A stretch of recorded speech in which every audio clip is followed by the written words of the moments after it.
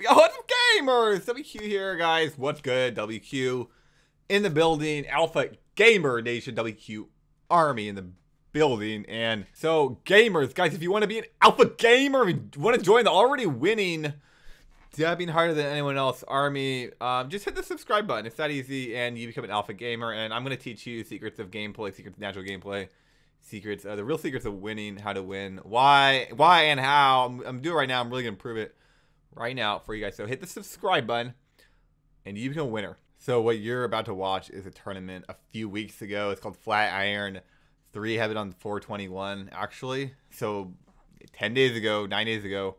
And this is KJH versus Leffen, and Leffen's a lot better player than KJH. So we're going to watch this about 10, maybe 20 times because it's such an interesting interaction in gameplay, and there's so much more going on in these players' heads and their entire history of their thought processes of Melee, and it all is summed in this one moment. It's like 10, 12-second interaction. It's a perfect summation of thousands of hours of gameplay interactions, playing, practicing, thinking. It's perfectly summed up in this, and this is what gameplay comes down to. I have claimed in the past that gameplay, competitive gameplay, one-on-one, is entirely determined by whose gameplay is more natural. The reason I claim that is because natural gameplay is the art of doing something. It's the art of actually executing and doing something. So what happens is if your gameplay is more natural, you actually are able to win, right? You're actually able to control the result, control the victory more so than the extra player. And this is why this gameplay interaction is so perfect. So we're just going to watch it, and then I'm going to break down exactly what the ego trap is, what the problems are, and then how to fix it. And bear in mind, guys, I don't play Melee very often. I've played it a lot in my past. I know a lot about it. I'm not very good at it, and I haven't played it in years. And I can still perceive this stuff because I think naturally. Once you start thinking naturally, you can perceive this stuff at a higher level, and whatever you're pursuing, you can upgrade. Oh, that's mid. You guys hear that? Oh, wait a minute. Still, ooh, nice spot left. Let's get up. So KJH does this incredible short, and the casters are freaking out, and we're gonna rewatch that short because I'm sure KJH was also freaking out. It wasn't just the casters. Everybody's freaking out. And then he loses. He immediately loses the match after that. No, and this isn't something where I think these are directly related. I don't think these were like it was coincidence. But we're gonna watch this again because listen to what the casters are saying too. Like they're freaking out. He has to die. But KJH. Oh, that's mid. Ooh. Right, the crowd, everyone's freaking out. And then what happens is he dies. Well, why did he die? He just did something really clutch and really good, and then he randomly dies. And most people will just say these are unconnected. It was just random. And the mid shorten was the best thing to do. It was optimal. Most, I would say, very low level gameplay critics would say that was the optimal thing to do. Like that was the optimal situation. And optimal, I would say, is one of the trickiest words. It's a trap. It's an ego trap because who says it's optimal, right? I don't think it's optimal. Definitely was not optimal. You lost. He did mid short and then he immediately lost. How is that optimal? It would have been way more optimal to AB. AB has way higher chance of success. Here's the thing: if you AB, you don't get tricked. You don't trick yourself into like freaking out. You can't freak out. You can't overextend basically, right? So when he does that mid shorten, KJA himself freaks out because why did he do that mid shorten? Because he's been practicing it a lot. Because it's technically optimal. So he does something like that mid shorten. He proves to himself. He shows to himself. He's so good. He's so technical. He's so skilled. He's doing this crazy thing, and then he's qualified to win. He's qualified to be successful, and then he immediately loses. Why does he lose? It's because Leffen's gameplay is more natural, right? Because Leffen has a better grasp of gameplay interactions, right? Leffen has a better grasp of fundamental natural gameplay. So we're gonna watch again, and this time we'll watch it in slow motion. So. Right, so I'm not sure if one of two things happened. He possibly straight up autopiloted after he did that. I've done that a number of times playing Melee where I would double laser off the ledge immediately. That's mostly autopilot, and so it's possible he straight up autopilot off that because he probably practices that so much. And that's why he got into this situation, right? And that's why he lost. Because this situation, this kind of, well, I guess this didn't even F him over, but you're going to see how this develops, right? So he misses his nair, and then he stalls, and then he gets dash dance, right? He dash dances into a nair. And then another dash attack. But really what happened is he stopped paying attention. He got distracted. He did something. He got caught off guard by doing his own excellent thing, and then he died off. He got punished for it. He lost the game off of it. And losing the game off of it, that's what natural gameplay actually leads to, and this is why it's relevant. This is why natural gameplay is actually relevant, because it goes into an aspect of gameplay much deeper than simply this strategy is better than that strategy. This strategy gives you better net result. This strategy does this damage. You know, this combo is technically possible. I don't care about technically possible combos. I care about what's actually happening in gameplay, why it's actually happening in gameplay, and then what prompted KJH to practice mid-short and then randomly go for it, lose the game off of it. You'll never see a top player do that, or at least in the past decade or so, a top player never went for that and has never gone for that. Why does KJH need to do that? And actually, he should stop doing that, because that mid-shorten cost him this match. And actually, if you watch the rest of the set, he does mid-shorten at least another 5 or 7 times. So it wasn't a random thing. In fact, KJH is trying to get that wow factor. He's trying to get that ego factor, and he's set up a significant number of ego traps to go for that, to get that. And he lured himself right into an ego trap, and then he actually lost the game off that. And that's why I say losing is an intentional process, because technically it's not intentional here. Building his ego, and then if you take the loss, you get more out of it. You actually get more out of the loss if you take the loss, because it's good for ego, right?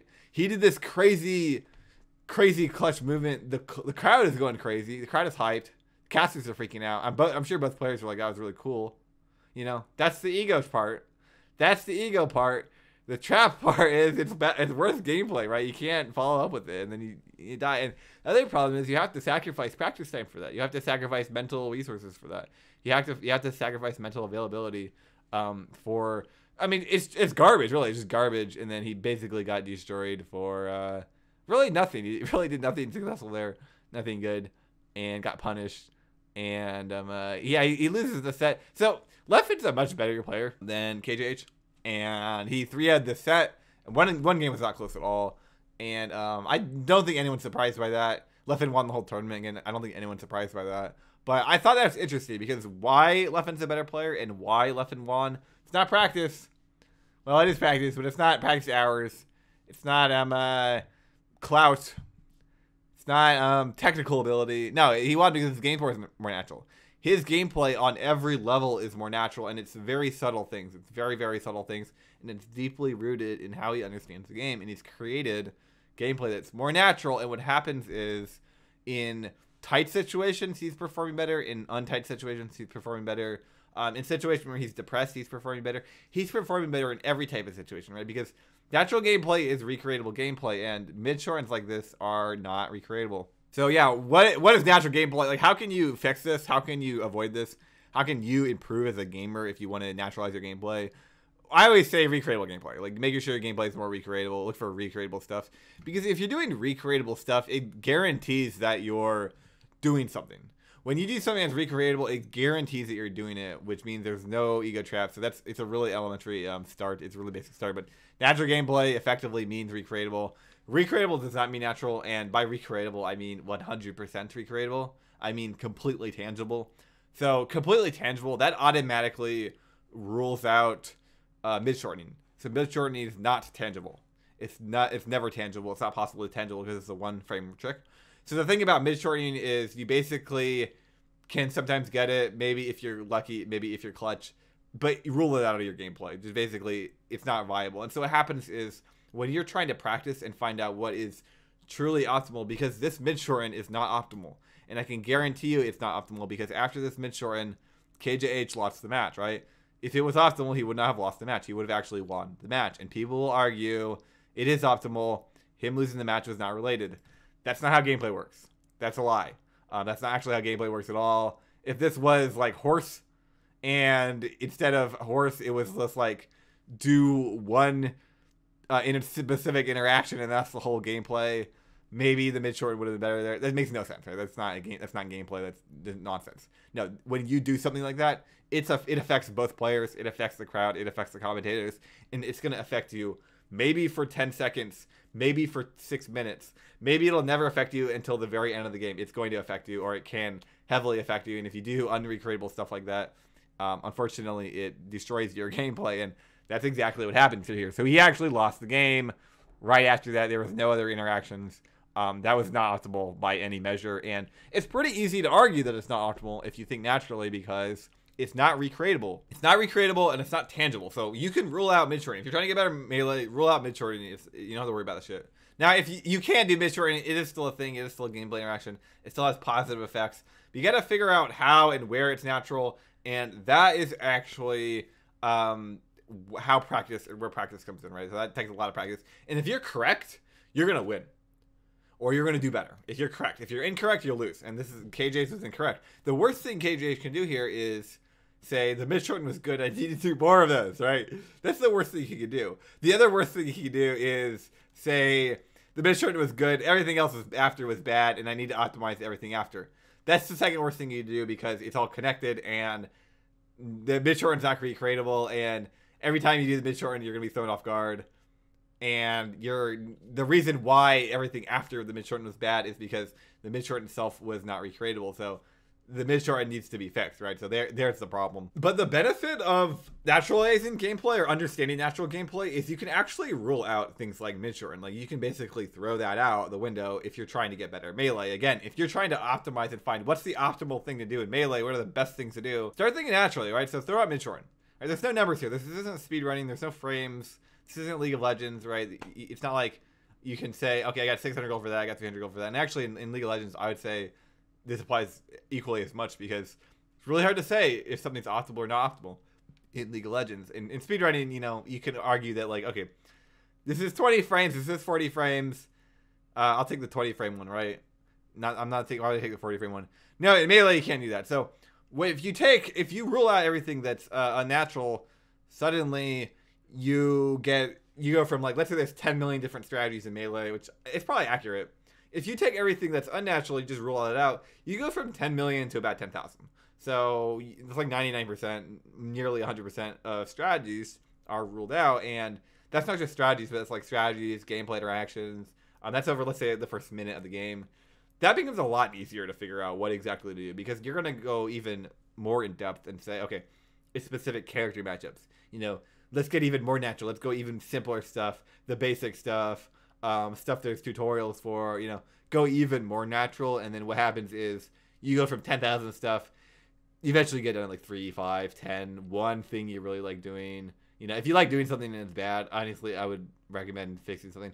You can actually start to optimize your gameplay. You can actually start to figure out what's good and bad. And then what happens is you start playing and you start practicing with your friends, or in tournaments, and certain things are bad, and you throw those out, and then you replace it with the good things, right? Or you go to maybe you figure out, oh, these things are all good, right? And you think you're the best player in the world, because what you're doing, it should be optimal, right? You should be the best player in the world.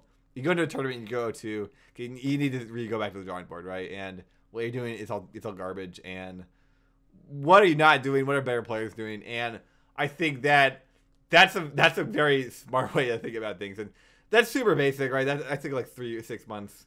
Or maybe even like 2 years of gameplay, and I really boiled it down. But basically, my point is that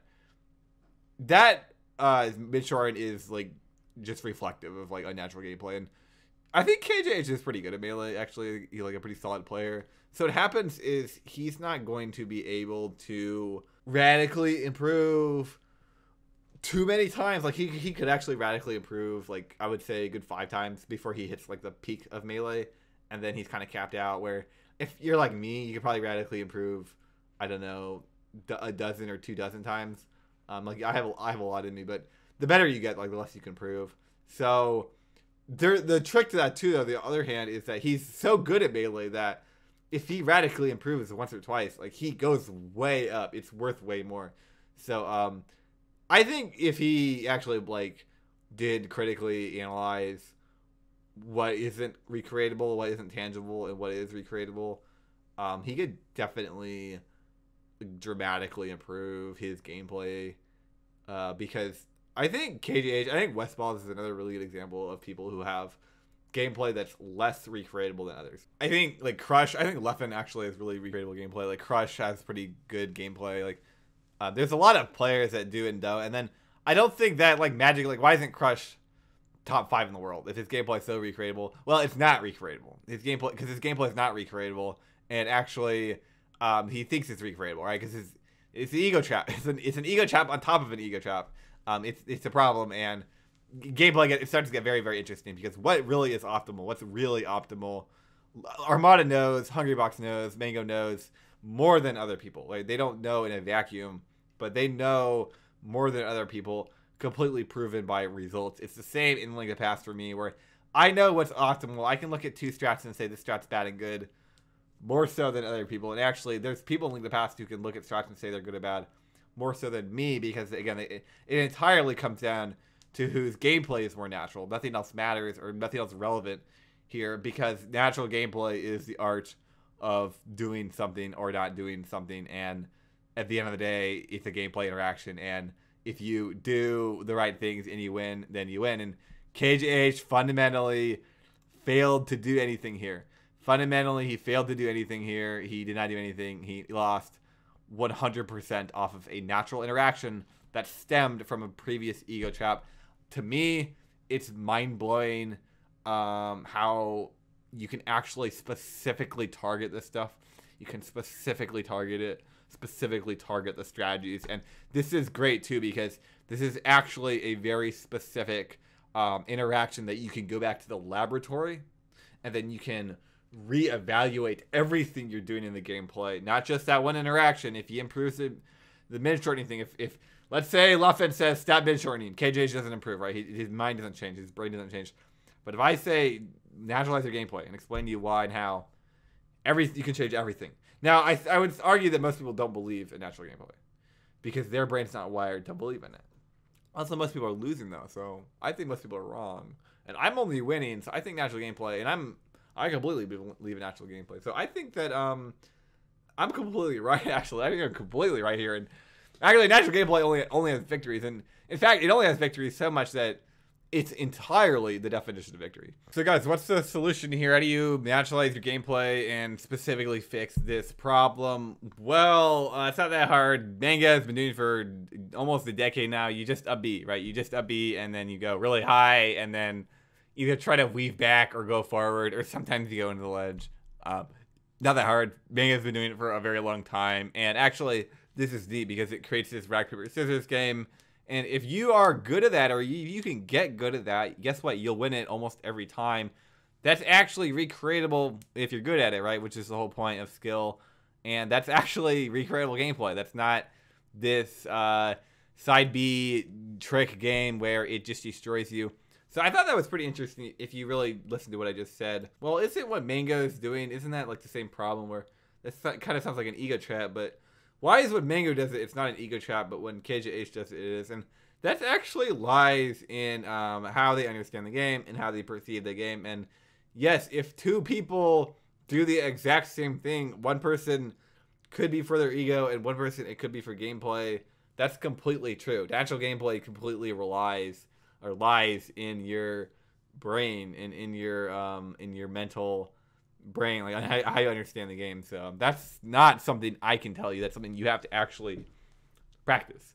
But it's interesting to think about. Anyway, guys, I hope you like my analysis of this match and of why gameplay works, why and how it works, how to improve gameplay at any level by anybody. It's called natural gameplay. Make sure you subscribe to my YouTube channel if you become an alpha gamer. It's going to change your life and change your gameplay. I'll see you guys later. Thanks for watching.